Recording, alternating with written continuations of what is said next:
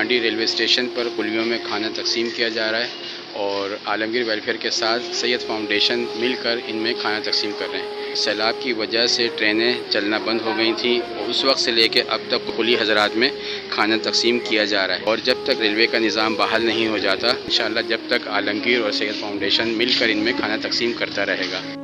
یہ اس وقت آپ دیکھ رہے ہیں کہ لانڈی کا ریلوے اسٹیشن ہے اور ٹرینیں وغیرہ تقریباً بند ہیں۔ لانڈی اسٹیشن، ڈگ روڈ اسٹیشن اور سٹی اسٹیشن پہ اور کینٹ اسٹیشن پہ سب جگہ پہ کھانا تقسیم کیا جاتا ہے۔ عالمگیر ویلفیئر اور سید فاؤنڈیشن کی طرف سے اس خیمہ بستی میں جو سیلاب متاثر ہیں ان کے اندر کھانا تقسیم کیا جا رہا ہے۔ بہت بڑے ایریے کے اندر ان کے خیمات ہیں۔ یہاں پہ تقریباً 700 سے زائد خیمے ہیں اور جس کے اندر ہر خیمے میں ایک فیملی ہے۔